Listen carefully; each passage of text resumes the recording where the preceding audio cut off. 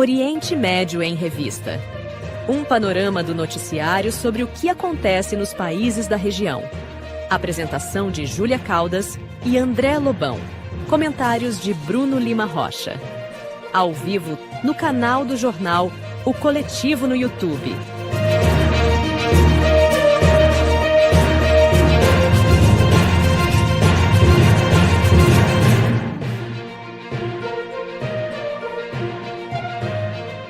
Olá, eu sou André Lobão e comigo estão Bruno Lima Rocha e Mohamed Ali. Boa noite. Olá. Nesta edição, vamos acompanhar os últimos acontecimentos sobre o genocídio em Gaza e a situação geopolítica do Oriente Médio. Vamos ter também uma entrevista especial com o Walid Rabah, presidente da Federação Árabe Palestina do Brasil. Lembrando a quem nos acompanha que agora estamos também no Instagram, @Oriente Médio em Revista. Não esqueça de se inscrever no canal e deixar a sua curtida no vídeo desta transmissão. E agora vamos ao nosso editorial especial, uma homenagem ao Dr. Assad Frandier, com Walid Rabah. Agora, no Oriente Médio em Revista, editorial.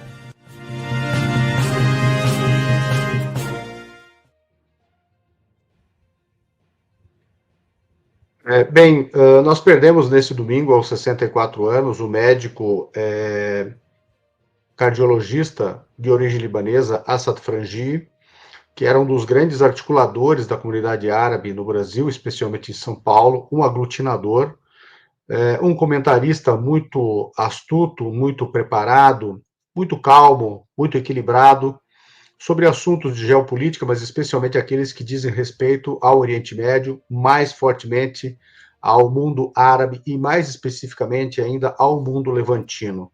Síria, Líbano, Palestina, Iraque, também o Egito ao lado e os demais países desta região.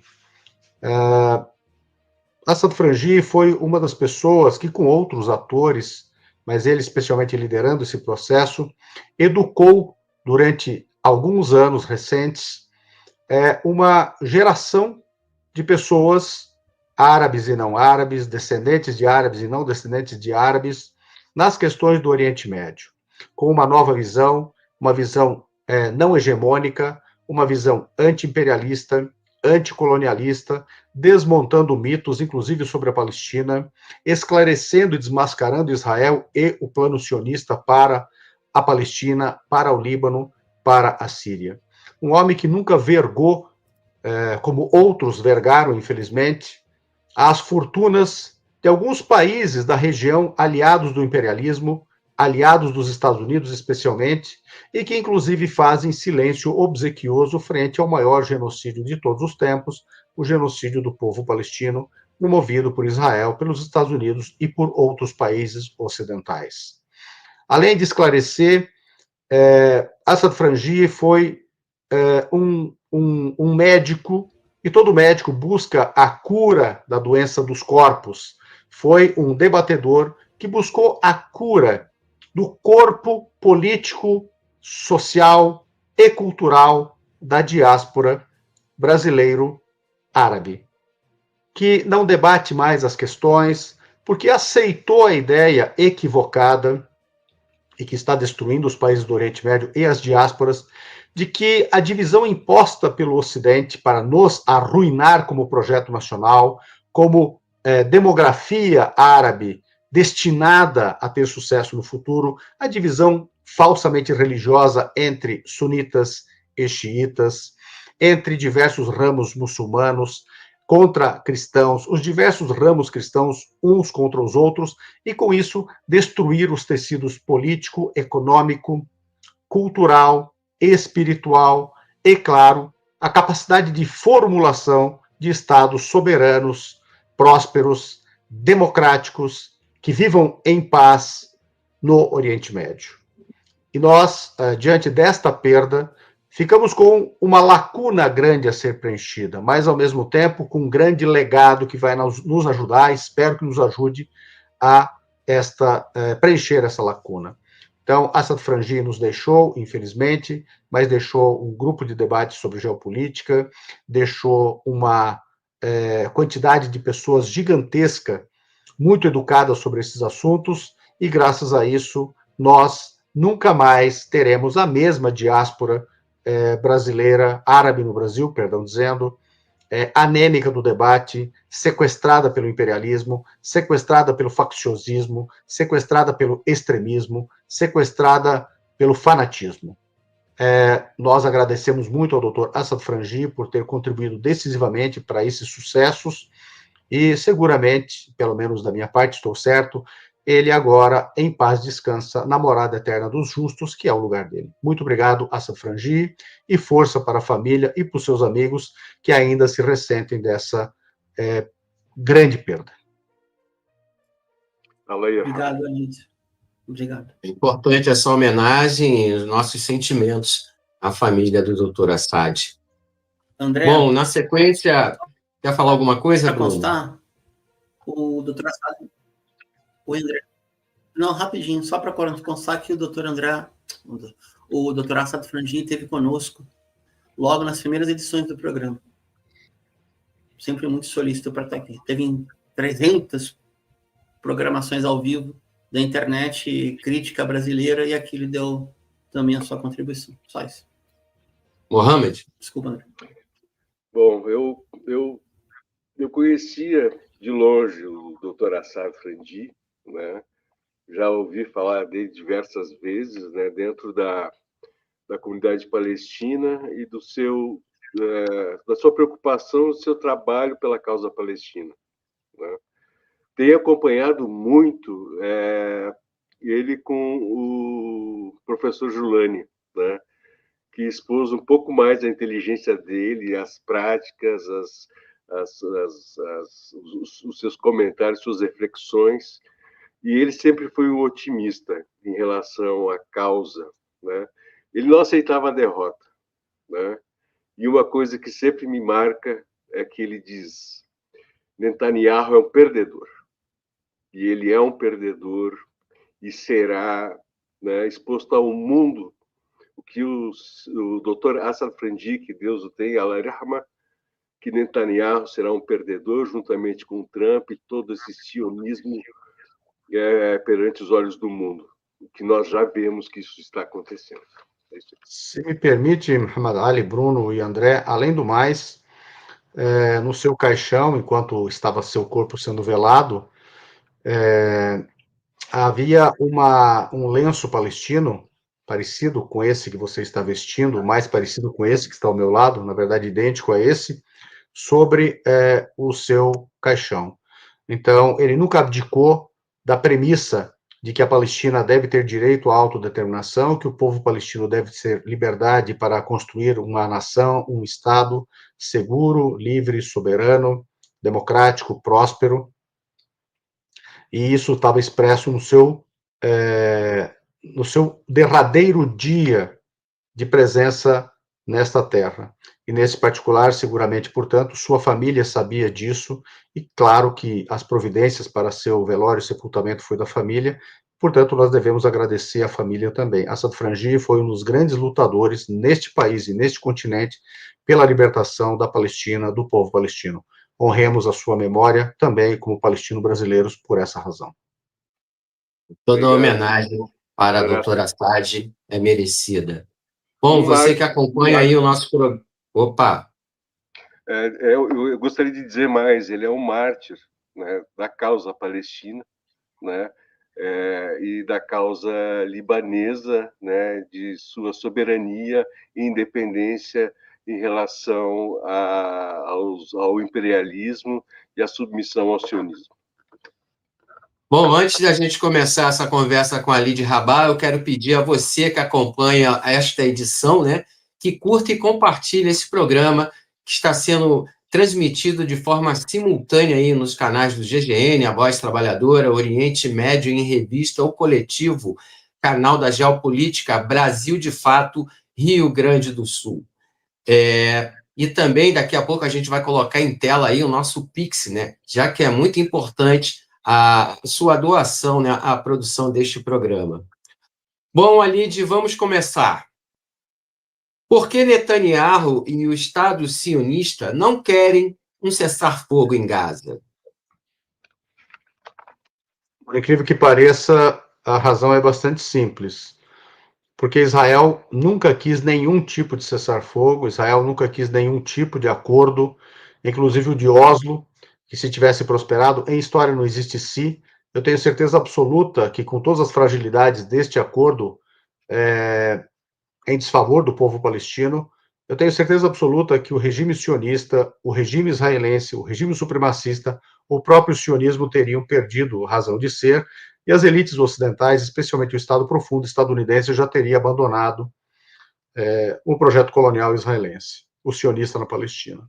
Então é evidente que Israel precisa de um Oriente Médio conflagrado, precisa de um Ocidente, em tese, reunido em torno de Israel para continuar sendo aquilo que foi projetado para ser um grande quartel-general ocidental no Oriente Médio, uma ponta de lança do Ocidente contra o Oriente para desestabilizar, para dominar, para desequilibrar e para, claro, promover guerras.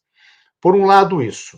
Por outro lado, a premissa sionista é de eliminar o povo palestino e criar em toda a Palestina e seu ao redor uma geografia com apenas uma demografia judaica. Em terceiro lugar, o Ocidente precisa de guerras para continuar com a sua indústria bélica funcionando. A sua única indústria, provavelmente ainda competitiva em na maioria dos aspectos no mundo, a indústria estadunidense especialmente. E, por fim, o domínio petrolífero na região para garantir que a ideia de petrodólar siga existindo, logo, a multilateralidade que vai se expressar, inclusive, numa moeda de reserva para trocas, especialmente no primeiro momento, não se realize.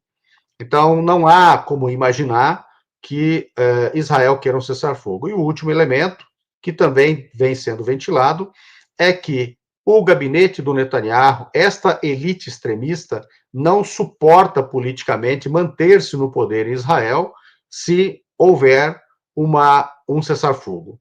Logo, é provável que a elite judaico-sionista de hoje, esta ousada e comandada por Netanyahu, ao sucumbir, talvez não haja uma nova elite disposta aos crimes que está disposta a cometer esta elite comandada por Netanyahu e, consequentemente, haja um colapsamento do projeto sionista.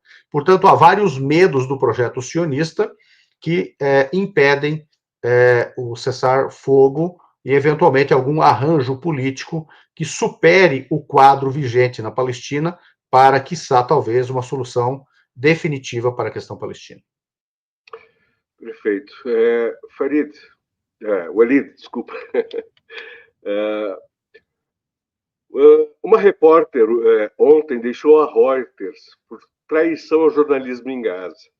Não posso, em sã consciência, continuar a trabalhar para a Reuters, dada a traição ao jornalismo em Gaza, a sua culpabilidade no assassinato de 245 dos meus colegas, escreveu a jornalista canadense Valéria Zink na sua conta do X. Também um fundo norueguês desinveste da Caterpillar, né, a americana, que supre esses tratores que rasgam a infraestrutura na Palestina, né, na Cisjordânia e em Gaza, e de 5 bancos israelenses por violação dos direitos em Gaza. E mais uma, Israel registra queixa após jogadores de basquete de cadeira de rodas do Reino Unido virarem as costas ao Hakvikha, que é o hino nacional israelense. Israel está perdendo, né? Mas ela está perdendo e eu gostaria de falar de uma coisa que está acontecendo, né? O povo de Gaza está vivendo uma situação de solução final imposta por Israel, algo semelhante aos que nazistas fizeram na Segunda Guerra Mundial, para esses efeitos que eu narrei antes? Com certeza, mas eu quero aproveitar o teu gancho para falar de duas coisas fundamentais. Primeiro, que você citou a Caterpillar, né? Uhum. E a juventude presbiteriana há alguns anos atrás, no encontro mundial que fizeram num país europeu, decidiram por desinvestir da totalidade das empresas que tivessem participação na ocupação da Palestina. Em seguida, a própria Igreja Presbiteriana estadunidense, portanto, não há que ficar falando coisas que não têm fundamento sobre evangélicos, nem no Brasil, nem no mundo. Há um núcleo duro, comandado por CNPJs de Cristo e novos vendilhões do templo, que está alinhado com Israel para ganhar dinheiro, inclusive com o genocídio e com o falso turismo religioso. Essa sim está, mas e aí a Igreja Presbiteriana dos Estados Unidos resolveu desinvestir e aconselhou que todos os seus fiéis vendessem a totalidade dos ativos que tivesse de empresas que tivessem participação no genocídio e na ocupação na Palestina. E uma delas, que inclusive a própria igreja tinha ações, era a Caterpillar, e desinvestiram.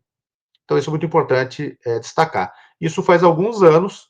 Portanto, nos Estados Unidos, que a gente acha que é mais atrasado que alguns países europeus e escandinavos, fez isso a sua igreja presbiteriana muitos anos antes. E é curioso notar que a igreja presbiteriana nos Estados Unidos também fez a mesma coisa, e isso levou a um castelo de cartas que caiu, exatamente a mesma coisa com a África do Sul. A igreja presbiteriana dos Estados Unidos, ela é muito avançada nesses particulares, e ela decide muito antes de haver aquele grande clamor contra o apartheid na África do Sul, há o mesmo processo de desinversão, desinvestimento, sanções, etc. Né? Quanto aos jornalistas, eu acho muito importante nós destacarmos uma coisa fundamental. Primeiro de tudo, Israel busca, aliás, ontem, manteve um padrão nos seus ataques. Atacou um hospital, e o segundo ataque fez tal qual mais de 200 outros, e pelo menos outros 10 no Líbano, que obedeceram a mesma tática. O segundo ataque veio quando as pessoas que necessariamente precisam estar no local do primeiro ataque estariam. Jornalistas cobrindo, médicos, logicamente, ambulâncias, etc., e socorristas da Defesa Civil, etc. Neste segundo ataque, atingiu justamente estas pessoas. E são mais de 200 ataques em Gaza que obedeceram exatamente este método. Portanto, há um método. E nisso mataram 5 jornalistas, teve um outro depois, ontem foram 6, portanto. E esses jornalistas, todos somados agora, fazem com que nós tenhamos 246 jornalistas em Gaza exterminados, contra, por exemplo, apenas 69 durante toda a Segunda Guerra Mundial, que durou 2.190 dias e não 690. Quando você faz uma comparação com uma regra de 3 muito simples, que leva em consideração a demografia da Europa daquele momento e o tempo de extermínio daquele momento contra este, você encontra que esta proporção de jornalistas exterminados em Gaza, se aplicada à Europa da Segunda Guerra Mundial, nós teríamos 181 mil jornalistas exterminados. E se esta mesma métrica fosse aplicada para a Europa da Segunda Guerra Mundial, por sua demografia hoje, seriam 262 mil jornalistas exterminados. 181 mil e agora 262 mil. Então, é incrível como isso é grande, como isso é gigantesco. Bem, no mais, eu não sei qual é a opinião de todo mundo, né, sobre o que está acontecendo no Oriente Médio, mas é muito claro que Israel tenta uma solução final. E a solução final, ela obedeceu a uma série de estágios. O primeiro estágio, do qual participou imediatamente a totalidade da mídia hegemônica ocidental, foi a propaganda de guerra de último tipo para dizimar moralmente, dizimar humanamente, dizimar politicamente o povo palestino. A segunda foi bombardear a totalidade da infraestrutura de Gaza para destruí-la e tornar o território inabitável, inclusive nas declarações dos dirigentes israelenses, isso foi dito. Desumanizar o povo palestino, depois tornar o seu território inabitável, e depois eles disseram que esta população deveria sair de Gaza, e um dos deputados que integram o Knesset disse naquele momento que se o problema, porque daí começou a surgir essa locução, que se o problema em Gaza era humanitário, havia 2,5 milhões de palestinos em Gaza, na verdade eram 2.226.000, que 100 países absorvessem 20 mil cada um e 2 milhões seriam absorvidos e estaria resolvido. Portanto, era uma estratégia de limpeza étnica.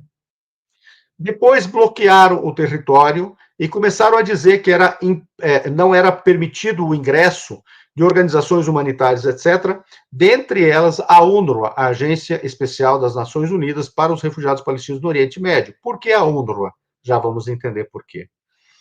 E depois, finalmente, fecharam hermeticamente, fecharam todas as possibilidades de cessar-fogo, abandonaram a totalidade dos acordos preliminares que haviam sido feitos de trégua para culminar com o cessar-fogo e, obviamente, continuaram a destruir o território. A solução final agora é a fome.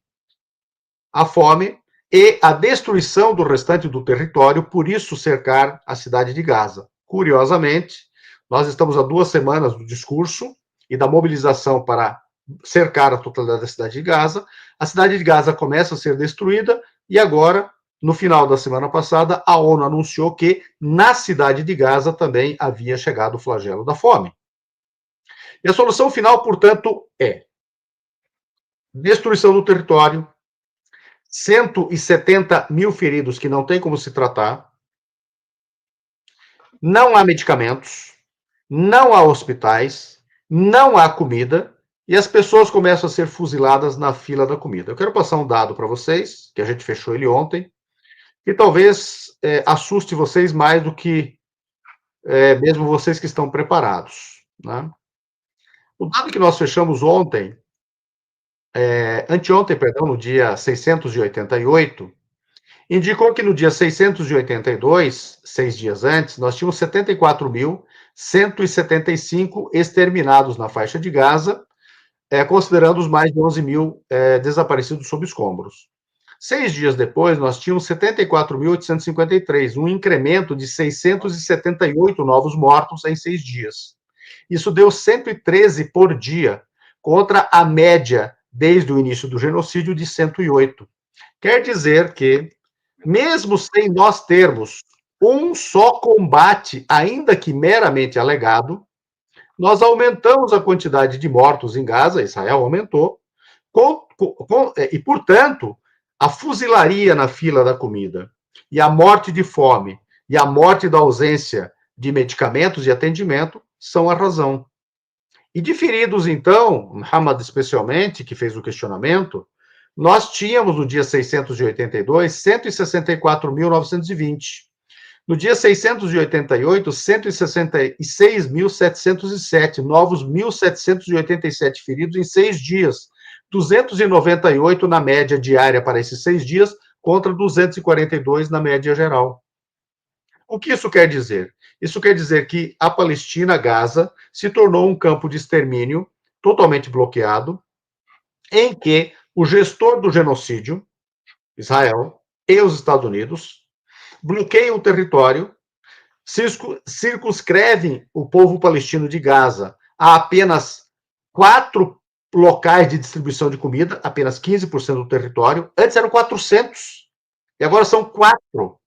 1% do que era antes, e, com isso, cercam-no, administram a comida, logo, um carcereiro entrega a comida para o encarcerado, de modo, claro, que ele continue passando fome, e chama isso de ajuda humanitária. É como se os carcereiros nazistas estivessem fornecendo ajuda humanitária para os encarcerados nos campos de concentração. E é um campo de extermínio, está provado pelos números. Isso é a solução final. Por fim, encarcerando-os todos num lugar só, Bruno e André, está claro o intento de represá-los demograficamente para depois deportá-los. E essa é a estratégia em curso neste momento. Nós alertamos de tudo isso desde o primeiro dia. Eu acho inacreditável que as pessoas não tenham compreendido o que está em curso. E quero aqui manifestar o meu desgosto com as pessoas que ingenuamente ficaram comemorando a cada dia que o Qatar, dono desse genocídio com os Estados Unidos, anunciou negociações de cessar-fogo. É inacreditável a ingenuidade das pessoas. Walid, se tu me permite uma observação, eu vi uma live, né, uma entrevista do veterano de guerra Tony Aguilar, não sei se tu chegaste a ver. Ele trabalhou na GHF, que é Gaza Humanian Foundation, ajuda humanitária da Fundação de Gaza, né, essa empresa norte-americana sionista, né, israelense. Exato. E ele conta, né, que eles entregavam alimentos sólidos para quem não tinha água para cozinhar. Ele conta desses 4 locais de distribuição, que um era um campo gigantesco, que as pessoas tinham que andar distâncias imensas, cansadas, né, e que eles distribuíam no pior horário, no meio da tarde, justamente para chegar cansado, exausto, para receber essa farinha, esse arroz, esse feijão que não tinha água para processar, para cozinhar. E não só isso, né? Como ele descreveu, né, que nesse formato, né, Gaza ela está melhor montada do que Auschwitz para o genocídio. Tony Aguilar, veterano de guerra americano. Ele agora tem um detalhe que você esqueceu. Oi? Tem um detalhe que você esqueceu. Qual? As pessoas têm, em média, apenas 15 minutos para recolher ajuda humanitária. Isso. E, no total, todas as pessoas reunidas não têm mais que meia hora para provocar a canibalização, o caos e o tiroteio para o extermínio. É inacreditável o que está acontecendo e, seguramente, esse é o maior experimento genocidário da história. Com o detalhe, é televisionado. Televisionado. E com apoio americano. Ele denuncia o apoio americano. Ele que serviu em diversas Os Estados Unidos são donos desse genocídio. Sim, Israel é uma espécie de capos de outrora. Quem foram os sionistas dos campos de concentração? Os capos dos nazistas. O que é Israel hoje? O Netanyahu, seu gabinete, e os sionistas que ficam ladrando por aí. Os capos do novo nazismo. O novo nazismo são os Estados Unidos. Jamais poderia ser Israel, que é um bando de capangas. Continuam sendo capos. Feitores. Mais ou menos isso. Bruno. Oi, Walid. Eu tentar abrir pelo menos um pouco o leque, até para onde se coalhou, vamos ver, juntou com essa nossa modesta homenagem mais importante ao Dr. Assad Frangia. Olha, eu vou te narrar algumas situações que aconteceram hoje, para quem está acompanhando na internet posteriormente, terça 26 de agosto, a gente estava falando em off, né? O Banco Mundial liberou 250 milhões de dólares para o Líbano, para a sua, aspas, reconstrução. O projeto tem 7 bi e 600 milhões, e a necessidade seria de 11 bi. Isso para o Líbano. O governo do general Aoun, por maioria, não me pergunta como, mas conseguiu, faltaram 5 votos, os votos dos deputados Shia somente, a Amal e do Hezbollah, aprovaram o plano de desmilitarização. No mesmo dia que foi aprovado o empréstimo, e que o enviado especial dos Estados Unidos, Tom Barrack, que é como ele gosta de ser chamado, parece um nome gringo, mas é de origem libanesa, foi dar uma coletiva e saiu xingando todo mundo. Nesse mesmo dia, Israel Katz, aquele que arrumou tumulto com Lula pela internet novamente, acusou o presidente de ser antissemita do Brasil, declarou que vai ocupar militarmente o sul do Líbano na faixa de 25 quilômetros e não vai sair. Da Síria, nós já falamos em outros programas, até no próprio TGN, e a desestabilização é muito grande.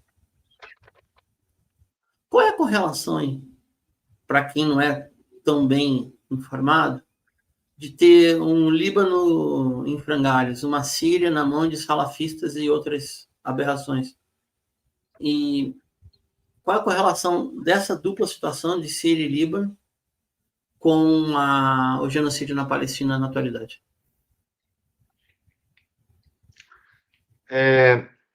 Precisa largar para a Líbia, por exemplo, o Sudão, precisa largar um pouco para o Iraque, mas claro que essa área levantina mais cercana, mais a cerca do território palestino, é exatamente aquela que é reclamada pelos extremistas sionistas como a Grande Israel. A Grande Israel vai necessariamente se realizar como um Estado unitário? Não necessariamente, pode se realizar como uma grande área de influência, cada vez mais limpada da sua população originária, razão pela qual uma parte da população síria corre o risco de jamais poder voltar para o território sírio, milhões de pessoas. No Iraque, até hoje, é a mesma coisa, inclusive a descristianização, tanto da Síria quanto do Iraque. Hoje nós temos, no máximo, 1/4 da população cristã do Iraque ainda presente no território, e isso daí nós estamos falando de cristianismo primitivo. Na Síria, alguma coisa parecida. Então, esse é o primeiro aspecto. O segundo aspecto que eu considero fundamental é roubar as riquezas desses países. Então, é evidente que esses países não podem ter estabilidade. É evidente que esses países não podem ter estabilidade e ser destinatários, por exemplo, de investimentos do mundo todo, como, por exemplo, do Brasil. Então, eles não podem estar estáveis. E eles precisam necessariamente, para o planejamento israelense e sionista, estar desmilitarizados. Hoje, um país que não tenha blindado o seu espaço aéreo, ele simplesmente não tem soberania. A ideia geral, inclusive, da soberania dos povos, outrora desenhada, e que resulta, de certo modo, na luta anticolonial, que resulta depois na consecução do movimento dos países não alinhados, não tinha em vista algo que hoje é impossível, permitir que a soberania dos países se realize sem blindar o seu espaço aéreo. Isso explica por que, por exemplo, embora o discurso oficial seja o de acabar com o programa nuclear iraniano, que até o mundo mineral sabe que tem fins apenas civis, a grande questão de fundo é a capacidade missilística do país. Então, esse é um programa. E é curioso também que nesse processo de destruição desses países, eu quero citar a Líbia e o Sudão, são 2 países que foram destruídos. O Sudão é levado a normalizar com Israel, e a Líbia é destruída e tem um governo bicéfalo, e um dos governos bicéfalos, uma parte desse governo bicéfalo, que está em Trípoli, é o que está negociando na surdina a possibilidade de absorver uma parcela grande dos palestinos limpados etnicamente da faixa de Gaza. Eu quero saber onde é que está a rapaziada da primavera. Eu quero saber onde é que está a rapaziada que enxergou necessidade de democracia na Líbia, quando os canhões da OTAN resolveram apontar para a Líbia. Eu quero saber onde é que está essa rapaziada frente ao petróleo roubado da Líbia, frente a uma das maiores reservas de ouro do mundo roubada da Líbia, os recursos líbios depositados em bancos ocidentais, e inclusive a reinstituição da escravidão nos rincões líbios do deserto ao sul. A Síria, que está negociando em separado com Israel, inclusive, também, é o país que provavelmente vai obrigar os palestinos a, dentre outras coisas, aceitarem obrigatoriamente a nacionalidade síria ou irem embora. O que significa abdicarem da sua condição de refugiados e abdicarem do direito ao retorno esculpido na Resolução 194 da ONU, de 11 de dezembro de 1948. E é por isso, e eu falei que voltaria ao assunto, a necessidade de atacar a UNRWA, porque a UNRWA é a agência da ONU que garante estabilidade a esses refugiados para aguardar a resolução nos termos da Resolução 194. O Sudão, que foi destruído, é outro que, no Sudão do Sul, está sendo projetado para receber outra quantidade gigantesca de palestinos limpados de Gaza. Isso tudo acontecendo à luz do dia. À luz do dia. Essas pessoas que apoiam ainda degoladores, não se exige deles autocrítica. Agora, pessoas sinceras, é preciso que façam autocrítica. E a Turquia nesse processo, que ocupa território sírio e ocupa território iraquiano. É possível que a Turquia seja responsável pela maior matança de árabes muçulmanos da história. Entretanto, Alguns desses que apoiam degoladores querem libertar a Palestina a partir das festas em hotéis luxuosos em Istambul. Não é possível isso. Eu acho que o debate ele precisa ser franco, precisa ser sólido e precisa não aceitar premissas falsas. Né? Eu acho que isso já está em debate. Não sei o quanto isso está sólido no debate aqui no Brasil, mas me parece que algumas pessoas estão acordando para isso. Bom, pessoal, você que está acompanhando aqui esta transmissão desta edição do programa Oriente Médio em Revista, você que acompanha no Brasil, de fato, Rio Grande do Sul, no canal GGN, no canal da Geopolítica, o canal A Voz Trabalhadora, o canal O Coletivo, o canal Oriente Médio em Revista e, aos sábados, no canal da Revista Fórum. Curta e compartilhe esse programa, esse conteúdo é muito importante, o seu apoio. Walid, eu tenho uma pergunta para você. Muita gente tem questionado, diante de toda essa situação, o papel da Autoridade Nacional Palestina, muitos acusam de uma passividade diante de Israel. Como avaliar o comportamento do Mahmoud Abbas a partir da Cisjordânia? Lá atrás, na verdade, um processo que começa em 88, ele começa, na verdade, bem antes. Nós poderíamos, para não recuar tanto no tempo, nós não temos tanto tempo assim para fazer uma moldura histórica maior, mas em 82, quando o Líbano é invadido, e as forças da OLP, graças à atuação anêmica, novamente, da Liga Árabe e de alguns países da região, foi obrigada a sair, as forças da OLP armadas foram obrigadas a sair de Beirute e foram, num processo tumultuado, em grande parte, mas não toda, para a Tunísia. Uma coisa, talvez, Muhammad Ali, que seja pouco conhecida, é que naquele momento, uma parte muito grande dos guerrilheiros foram para um quase campo de concentração, aonde? No Sudão. No Sudão. Afastados de tudo, cercados, e não puderam sair de lá. Muitos deles acabam indo para outros lugares do mundo, e somente depois que acontece as conversações que vão de Madrid até Oslo, 93, Madrid, 91, depois 93, Oslo, é que podem retornar. Bem, independentemente das opções, se está certo ou não está certo Oslo, ou se Oslo foi destruído pelos israelenses, como de fato foi a partir de 95, com o assassinato do Yitzhak Rabin. E por que 95? Porque 96 começaria Oslo II. E quando em 95 eles resolvem assassinar o Yitzhak Rabin, seguramente, eu já vi uma análise do Bruno explicando como que esse cara não teria como ser assassinado pela proteção que ele tinha, não é, da sua guarnição. Então ele só é assassinado quando o Estado profundo estadunidense, ou uma parcela dele, diz, ok, assassine ele, nós vamos sepultar Oslo. Vamos sepultar Oslo. Então, nós temos uma aposta na ideia de dois Estados. Bom, a ideia de aposta de dois Estados, o que ela leva hoje? Bom, até onde eu sei, e posso estar errado, me corrijam, por favor. O Brasil reconhece a ideia de dois Estados. 151 países que reconhecem o fazem nesses termos, incluindo Rússia, incluindo Venezuela, incluindo Cuba, incluindo Colômbia, incluindo Rússia, incluindo a Liga Árabe e todos os países árabes, incluindo a Organização para a Cooperação Islâmica, a tal da OCI. Esse.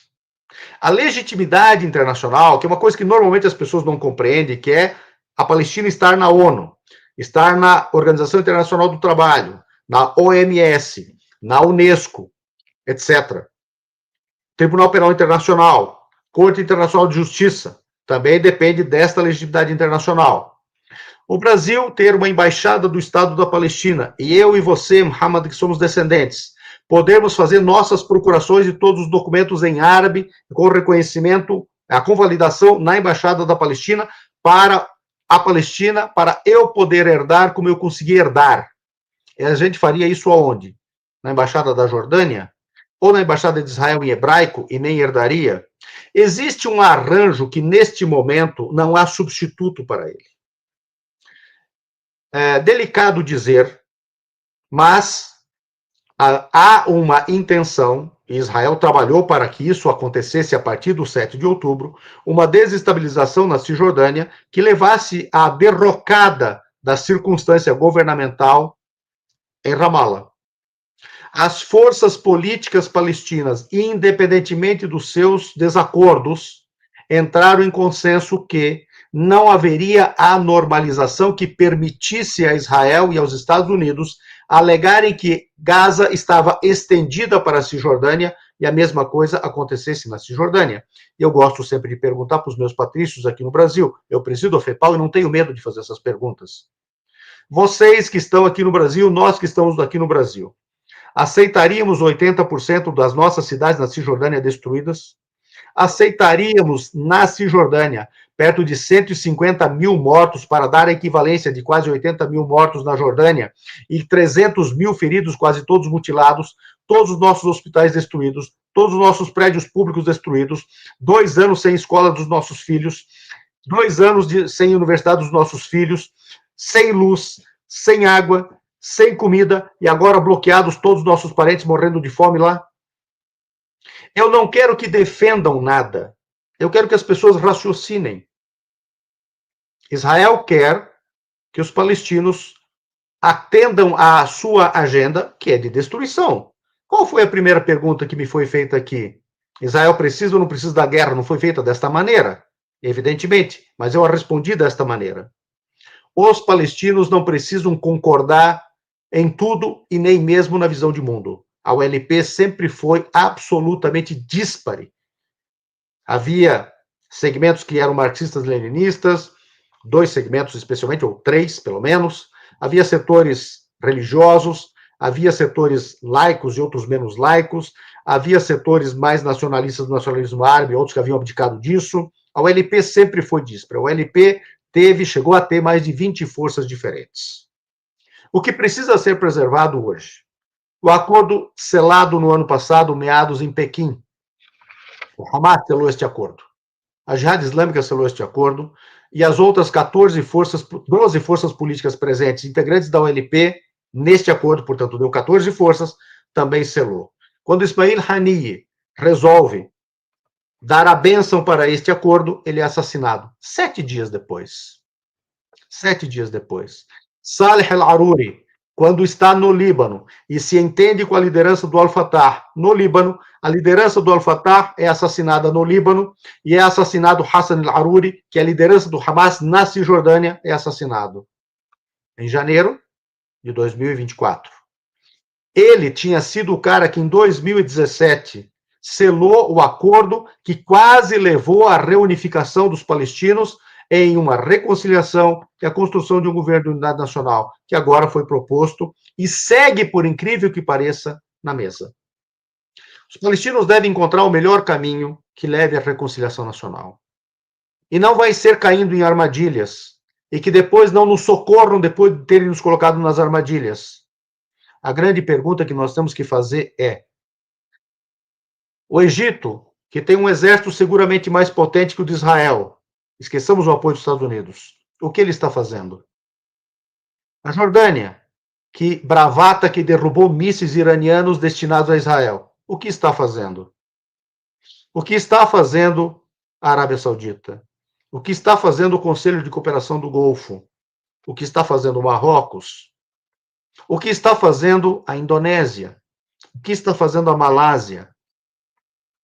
A Malásia está doando para o Gaza, agora eu vi 20, 30 milhões de dólares. Isso não reconstrói um hospital.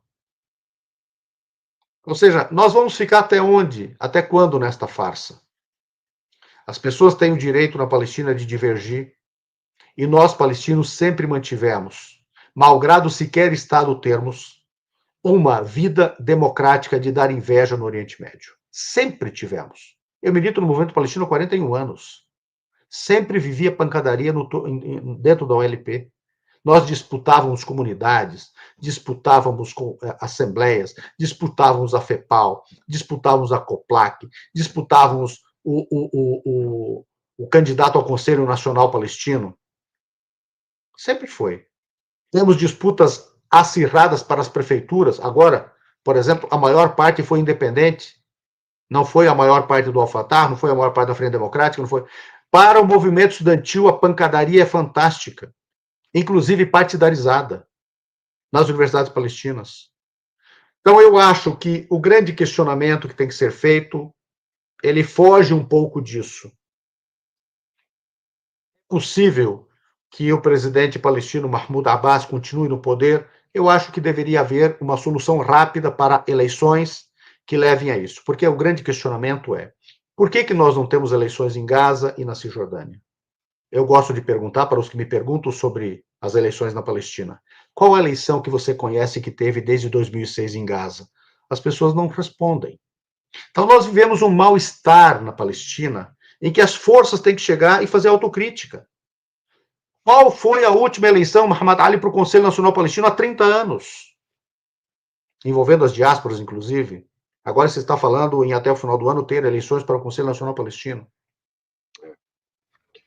Bom, espero ter sido útil nessa resposta. Não quero aqui ficar caindo em armadilhas e nem plantando mais discórdia entre os palestinos. Não é meu papel. Eu sou simpatizante da Frente Popular de Libertação da Palestina. Discordo de muitas coisas, mas respeito à resposta, é isso mesmo, né? Ela sempre houve. A democracia não é com concordâncias, é com divergências para chegar em concordâncias, né?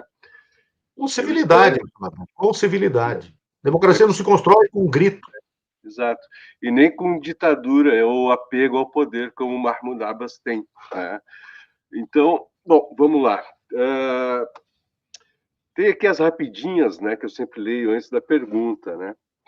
Míssil multicamadas iemenita, um pesadelo para Israel. A liderança militar israelense ainda está em choque com o disparo de um míssil balístico iemenita, que se fragmentou no ar e danificou o sistema de mísseis multicamadas de Israel. As Forças Armadas do Iêmen reivindicam a responsabilidade por um ataque com míssil balístico hipersônico apelidado de Palestina 2 no principal aeroporto israelense de Ben Gurion. Viva o povo iemenita, né, que é o único que, lógico, hoje faz ações contra o Estado de Israel. Eu não posso esquecer o Hezbollah, muito menos do Irã, né, que hoje vive uma sensação de guerra iminente, que ela deve recomeçar a qualquer hora, né? Mas vamos para um assunto que envolve o Brasil, né, até bastante atual. Como avaliar a escalada das sanções do governo dos Estados Unidos contra o Brasil e a posição de Lula sobre o genocídio em Gaza? Denunciando Israel está influenciando na situação? Porque a minha impressão é que existem muito das sanções e muito do discurso do Netanyahu em favor de Israel. E ele inclui os Estados Unidos por não constranger, né? por ser importante ele botar os Estados Unidos. Quer dizer, o autor principal, ao meu ponto de vista, é Israel para o Donald Trump. Não sei, Muhammad, se é 100% isso. Os Estados Unidos impuseram sanções, sobretaxas, inclusive a Israel. Impuseram sobretaxas de 25% e depois dobraram contra a Índia. Então, nós não podemos descartar também que o próprio imperialismo e o próprio poder dos Estados Unidos está em declínio. Os Estados Unidos saem, Bruno tem esse número com certeza, me corrija se eu estiver equivocado, saem da Segunda Guerra Mundial com 75% de domínio das trocas internacionais. Portanto, de domínio do mercado internacional. Hoje ele tem 25%. Mudou essa correlação. E quando ele tem 25%, é claro que a Europa, que sai do Plano Marshall como uma colônia estadunidense moderna, uma colônia com direito de ter indústria e direito de ter um sistema bancário subordinado aos Estados Unidos, passa a rivalizar com os Estados Unidos. Porque o PIB hoje da União Europeia é equivalente ao dos Estados Unidos. E a China, pela paridade do poder de compra, tem um PIB maior que o dos Estados Unidos e maior do que também o da União Europeia. E a Rússia passou a ser o quarto maior país do mundo, mesmo em guerra. PIB pela paridade do poder de compra. No sábado eu estava num debate com petroleiros e, dentre outras coisas, nós estávamos debatendo também petróleo, e apresentei alguns números de PIB. O Irã teve um PIB até um pouquinho maior, mas devido a algumas perdas agora, recentes, o Bruno também acompanha isso mais do que eu, tem esses dados, mas o PIB de 2024, pela paridade do poder de compra, e nós tivemos agora essas escaramuças todas de 12 dias, isso pode ter sido alterado um pouco, mas o dado oficial da paridade, pela paridade do critério da paridade do poder de compra, que é um dos critérios do FMI, o Irã tem um PIB de 1,6 trilhão de dólares. Uma população que ultrapassa os 90 milhões de habitantes. E tem também 1.600.000 quilômetros quadrados.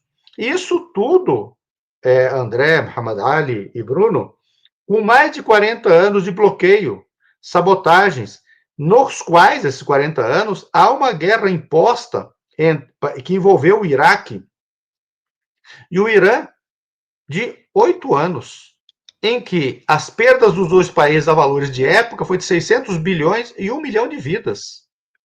Imagine a qualidade desse 1 milhão de vidas perdidas.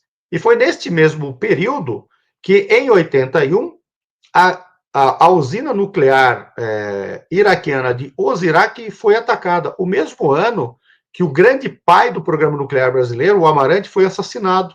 Quando o Brasil tinha um comércio de armas para, dentre outras coisas, o Iraque ajudar o programa nuclear brasileiro, neste mesmo período, de 80 em diante. Na verdade, dos anos 70 em diante, 80, 81. E esta guerra Irã-Iraque é que permite, combinada com outro fator, que eu vou citar, a invasão do Líbano em 82. O outro fator foi quando, em 78, percebem que vão perder o Irã, e a revolução acontece de fato em 79, mas a desestabilização anti-estadunidense já estava em 78, eles amarram rapidamente um acordo às pressas de paz, que é o de Camp David, com o Egito. E aí retiram o Egito da cena árabe anti-sionista.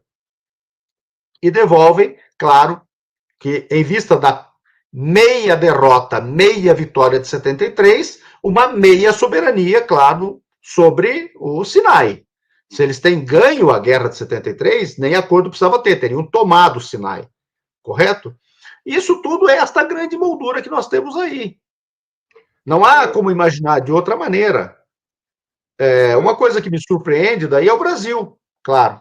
O Brasil é um país que tem, da sua relação com Israel, já que você fez um link, né, Muhammad, as nossas exportações para Israel correspondem a apenas 0,2% das nossas exportações.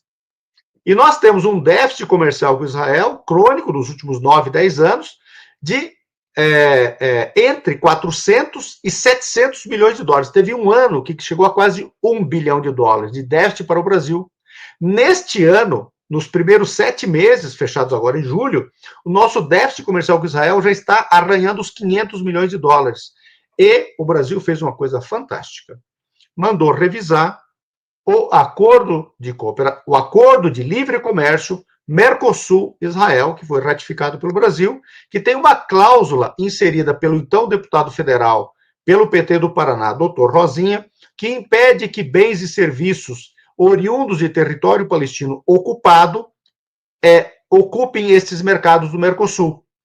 E o nosso comércio com Israel, a nossa importação de Israel neste ano, nos primeiros 7 meses, 51% dela é de adubos e fertilizantes. De onde que eles vêm? Território palestino ocupado. Então, se revisar isso, mais as tamarazinhas, mas não sei o que lá, 60% das nossas importações de Israel já vão para o vinagre. Então, veja, há inteligência nessas ações. Quanto aos Estados Unidos, é da maneira que eu pensei antes. Isso não quer dizer que não haja tentativa de interferência de salvar os seus aliados internos aqui e que os seus aliados internos são ligados a Israel e que, portanto, a métrica pró-Israel contra Israel não tenha algum grau de interferência. Mas me parece que são os Estados Unidos em decadência que estão tentando se salvar. E se precisar amanhã ou depois enterrar Israel para isso, eles enterram Israel também. Bom, eu só quero trazer 2 informações também, né? Donald Trump, ele disse para cidades e estados que boicotarem produtos israelenses, ele não irá mais ajudar a defesa civil. Ele botou, então, os seus próprios cidadãos à mercê de catástrofes naturais por defender Israel. O seu secretariado nunca foi tão sionista, né? E vistos para estudantes brasileiros hoje só podem ser dados se ele não tiver, só se ele for público. E se tiver alguma crítica ao Estado de Israel ou aos Estados Unidos, ele só cita esses dois, ele não ganha visto. Então, o sionismo, ele age. Estamos perdidos aqui, é isso? Oi? Estamos perdidos, então. Não, perdidos não, eles que estão se perdendo. Tá contra o mundo inteiro, contra o povo dele. O povo dele está se levantando. Já estão falando, né? Não é American Great Again, é Israel Great Again, ou Israel First. É o que está acontecendo e é o que eles estão sentindo lá. O lobby sionista, ele está perdendo hoje, ele precisa de votos, está se formando ditadura porque os votos perderam sentido. Para o ditador, votos não faz sentido, né? Então, Sim. são essas duas observações. Então, o Donald Trump é o mais sionista dos sionistas que tem a ver. Então, ele tem o caso Epstein aí, que tem algumas notícias que estão aparecendo, que são cabulosas, de rituais e tudo mais, mas vamos deixar aparecer, né? Santo Deus.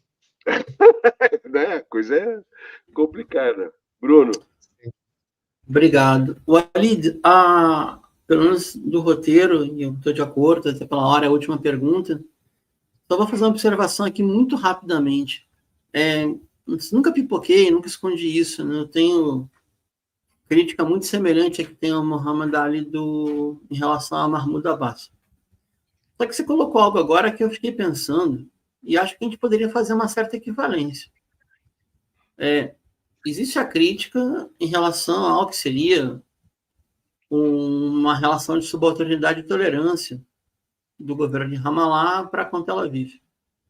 Mas, durante todo o período que a faixa de Gaza ficou semi-independente, ou um enclave rebelde, ainda que com apoio logístico do Catar e da Turquia e apoio militar do Irã, ainda bem, graças a Deus. Se é permitido para as agrupações palestinas que têm forças de combate existirem comunidades de combate semi-autônomas em Gaza, por que não era permitida eleição municipal em Gaza? É uma pergunta que tem que ser feita aos atores que agiram, acreditaram que em Gaza não deveria ter eleição.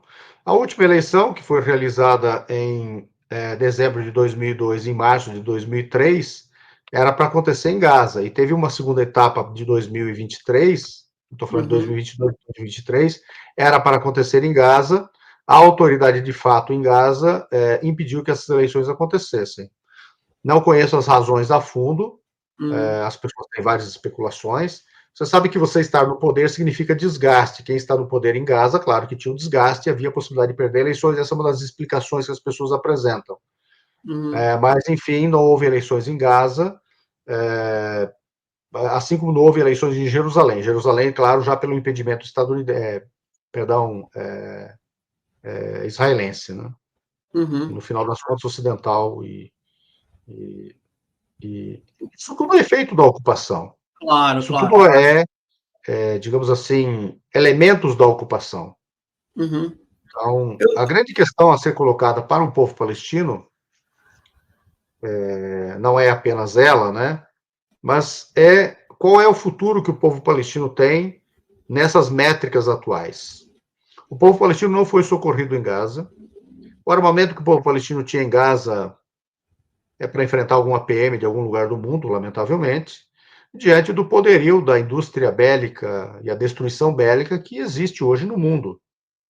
Eu ouvi, por exemplo, e seguramente você ouviu também, Bruno, André também ouviu e Muhammad Ali ouviram, algumas comparações no começo.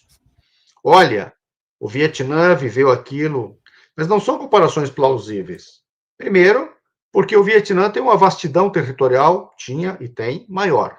Florestas gigantes, mas não é esse o fator mais fundamental. O fator mais fundamental é que havia uma União Soviética e uma China apoiando o Vietnã com fronteiras abertas para isso. Havia uma Indonésia, até 75, quando tem o golpe, apoiando na condição de não alinhado. A Índia, na condição de não alinhada, apoiava o Vietnã. A Iugoslávia, a Argélia, até 70, quando morre, o grande Gamal Nasser. Será que nós vamos continuar fazendo comparação como se estivesse no pré? Possível isso. Nós temos obrigação de, malgrado nossas preferências ideológicas, eventualmente, temos que colocar o pé no chão. Temos que colocar o pé no chão. Veja o que aconteceu no Oriente Médio. É preciso compreender que algo de diferente, quando os Estados Unidos resolvem colocar suas cartas na mesa, aconteceu. E que outros atores não participaram ou participaram em outras mesas e arranjaram de outra maneira. Há uma força de combate, por exemplo, no Líbano, excepcional, Hezbollah. Mas sem apoio externo, sem condições gerais de jogar globalmente, isso fica isolado. A destruição do Porto do Líbano é uma parcela disso. Uma parcela disso. O assassinato de al-Raisi, presidente iraniano, que não pode ser assumida. Quando os Estados Unidos resolvem assassinar o presidente iraniano, ali está dada a decisão dos Estados Unidos de jogar com máxima força. E jogaram com seus aliados, inclusive regionais. Não sei se teriam assassinado sem o apoio dos seus aliados regionais.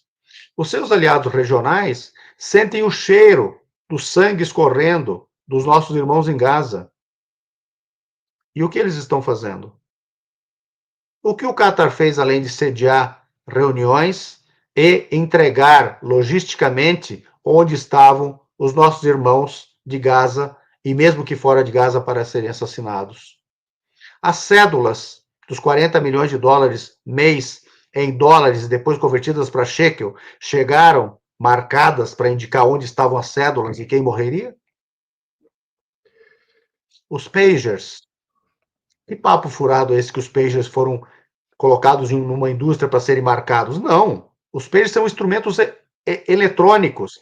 Isso daqui, esse celular que eu estou usando, ele não precisa passar por uma laranjice para ele ser marcado e explodir na minha cara. Ele é estadunidense em grande medida, é Samsung, ele pode explodir agora na minha cara. Ele está projetado para isso. Nós estamos diante dessa realidade. E o Oriente Médio não é soberano. Só tem 2 países plenamente soberanos no Oriente Médio. A Turquia, lamentavelmente, que está blindando o seu espaço aéreo, comprando sistemas missilísticos para tal, inclusive entrando em conflito com a OTAN, e com todas as debilidades e dificuldades, provavelmente aprendeu com as lições e vai melhorar a sua condição, inclusive se relacionando mais adequadamente com seus melhores parceiros, o Irã. Uhum. O resto, esqueça. Marido, agora a pergunta. Eu acabei que fiz um preâmbulo muito grande. Só uma observação, Bruno, se tu me permite. Né? Vai, Mohamed, vai. A luta armada nunca se deve abrir mão. A luta armada com quem está lotado de arma até os dentes, com armas infinitas. Abrir mão da luta armada, tanto no Líbano como na Palestina ou qualquer lugar, com uma fronteira, com um país sem fronteiras, né, que vive do sonho da grande Israel, é como se Roma quisesse agora fazer a grande Roma, voltar a ser a grande Roma. É sem fronteiras, quer voltar ou a Pérsia ser a grande Pérsia, né? Não tem como não ter a luta armada. Não se deve abrir a luta armada e não se deve ser policial de quem quer ter a luta armada e ter direito à luta armada, como a própria ONU e a Carta das Nações Unidas, né, dizem que todo mundo tem direito à luta por sua soberania. Mas nós temos que deixar claro uma coisa. Na minha locução, não está nem de longe insinuado alguma coisa que diga respeito a isso. Não. Entretanto, ao mesmo tempo, aproveito para arriscar sofrer a crítica. A luta armada, por si só, não está separada das decisões políticas, do acerto e do erro. Então, a luta armada, ela é uma extensão da política. Na verdade, há frases de efeito até para isso. Mas esqueçamos as frases de efeito. A luta armada é uma extensão da política. Então, as decisões são... As pessoas ficam no Oriente Médio fazendo acusações, inclusive, às vezes, Muhammad Ali, você deve ter ouvido, estúpidas. O Irã não fez nada. Eu sempre pergunto para as pessoas, mas por que você está acusando o Irã? A Arábia Saudita fez alguma coisa? Os Emirados Árabes fizeram alguma coisa? A Jordânia, que está do lado, fez alguma coisa? Por que você fica se preocupando com quem está a 5.000 quilômetros de distância? Então, lógico, vamos sempre ter em consideração que as armas são extensão da política e quem está armado não está isento da cobrança das suas decisões políticas. E as decisões políticas tomadas para erro, eventualmente, também é um risco da tomada de decisão. Portanto, errar politicamente não é um crime. Deixar muito claro isso. Sempre, né? Para a gente também não ficar batendo lata e brigando sem precisar, né? Correto. Ô, Bruno. Vai. Faz a última pergunta, André. Então, deixa eu te perguntar. O Bruno, das últimas aí, e a gente não segue o roteiro, fecha aí com uma avaliação sua do dia, como você sempre faz. E ao final a gente se despede do Alid, ok? Tá, beleza. Então, o André o conhece, o Alid mais ainda, eu também, o Mohamed já esteve aqui com ele no programa. A gente está fazendo uma parceria com um portal clandestino do editor Lucas Siqueira, que está banido do Instagram, tomou um gancho de 1 ano. Nossa. Isso é um elogio. Lucas, isso é um elogio, tá? Tenha isso como um elogio. Então, semanalmente, a gente faz uma revista do portal Jornal Clandestino, né? Então, manchete aqui. O Lucas tem muito apreço pela PJS, que é o sindicato ou a União de Jornalistas Palestinos, e traz a seguinte manchete: um inferno dentro do inferno. As condições desumanas em prisões israelenses. São 2 fontes para a matéria. A Comissão de Assuntos dos Prisioneiros e o Clube dos Prisioneiros denunciam que palestinos de Gaza seguem submetidos a tortura, fome, abusos sexuais, negligência médica e isolamentos, tanto em prisões como em campos de detenção israelenses. Sindicato dos Jornalistas Palestinos afirma que a ocupação cometeu novo massacre contra a imprensa, no caso, os 6 assassinatos de ontem. Tá? Ataque israelense contra o Iêmen mata 6 pessoas, deixa 86 feridos. Isso foi domingo e foi segunda. Tentaram atingir o palácio, palácio não tem palácio no Iêmen mais, a sede presidencial e o comandante em chefe do Estado-Maior das Forças Iemenitas, que desmentiu a sua morte, né? Como diz na região, um morto que fala. O que mais temos aqui? Muita notícia de Brasil. Primeiro-ministro da Malásia chama ataques em Gaza de atos desumanos e anuncia novo auxílio à Palestina.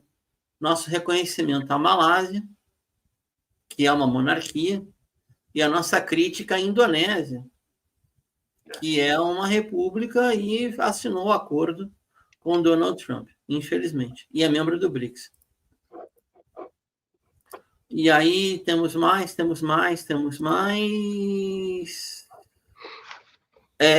Protesto contra os contratos da Microsoft com Israel termina com 18 pessoas presas nos Estados Unidos.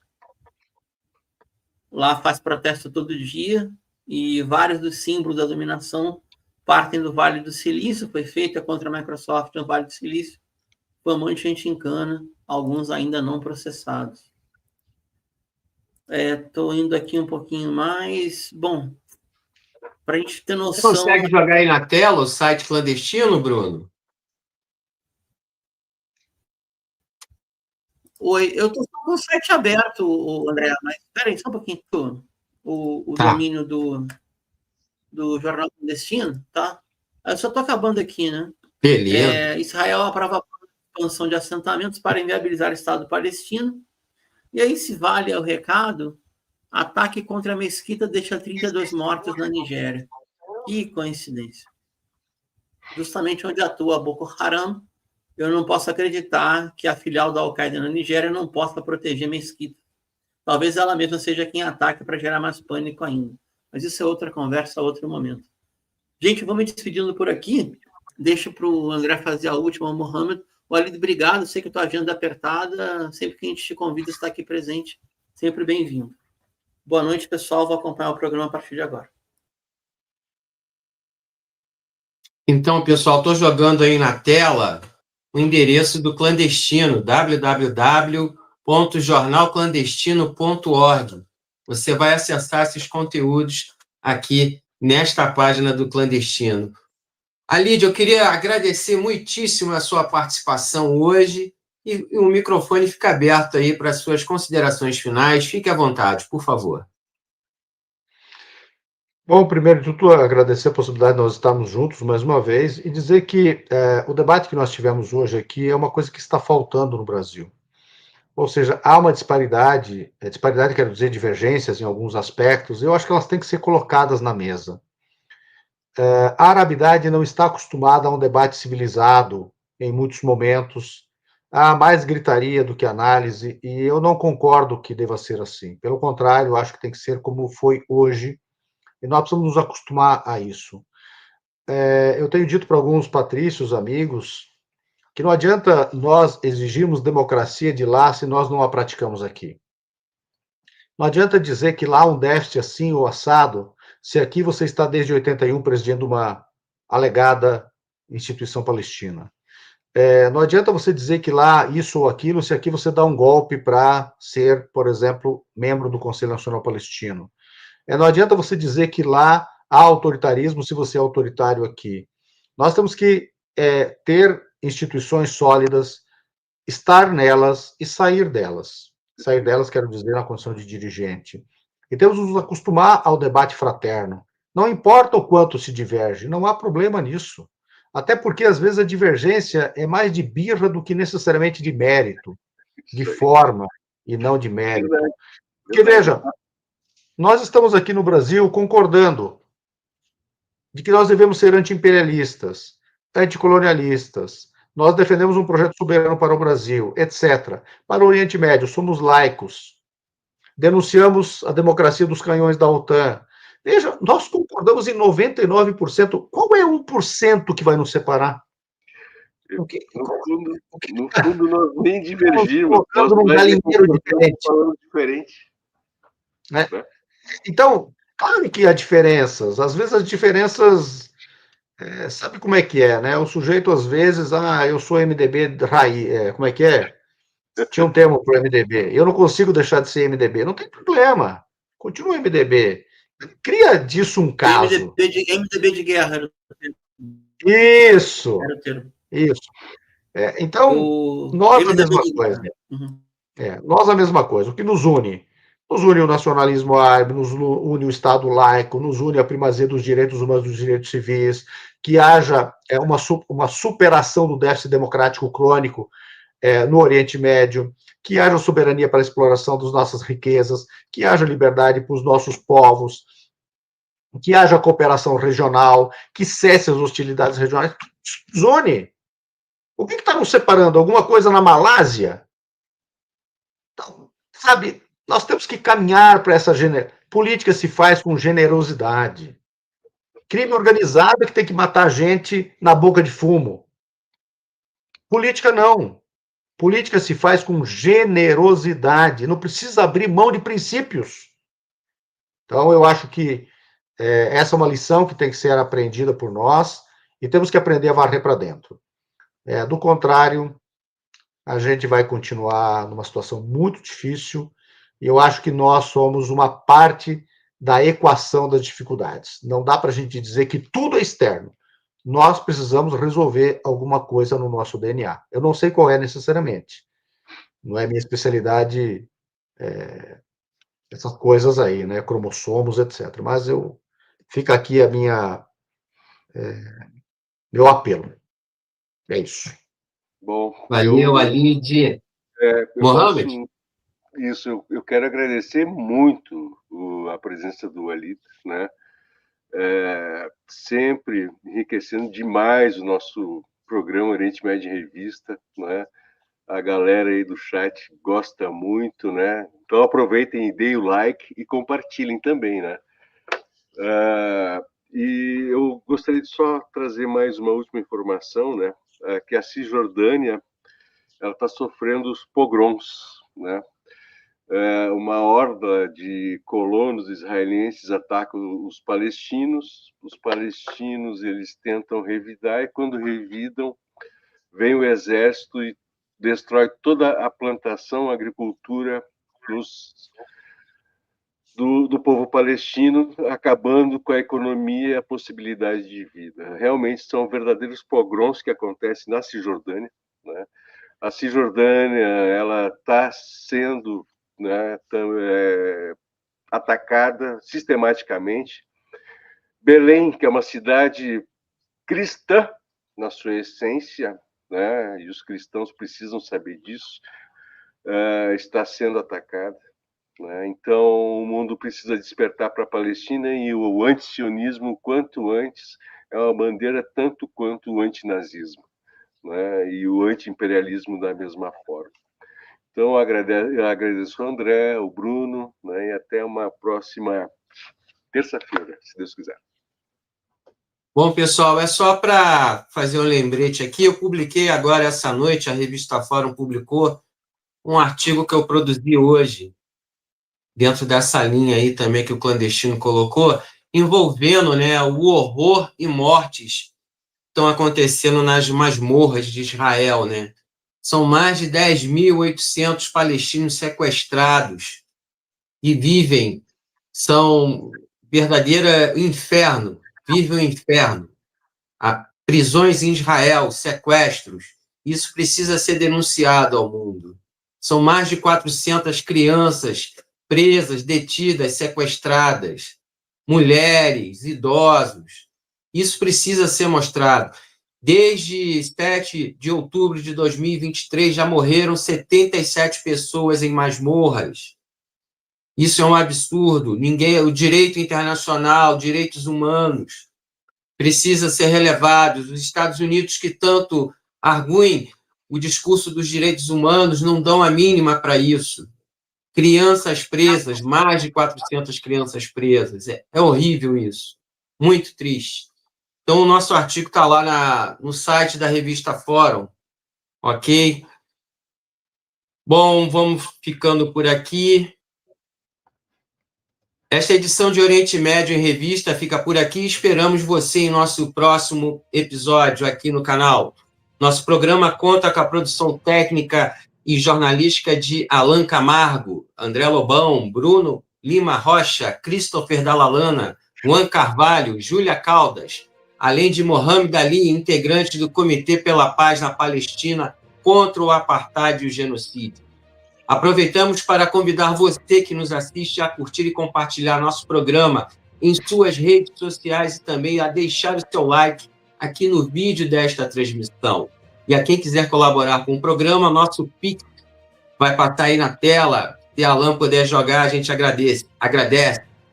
É importante dizer que nosso programa é transmitido de forma simultânea nos seguintes canais: Oriente Médio em Revista, O Coletivo, A Voz Trabalhadora, GGN, Canal da Geopolítica, Brasil de Fato Rio Grande do Sul, e aos sábados no canal da revista Fórum. Oriente Médio em Revista é uma realização do Instituto de Cultura, Comunicação e Educação Popular, o ICEP. Um abraço e até a próxima.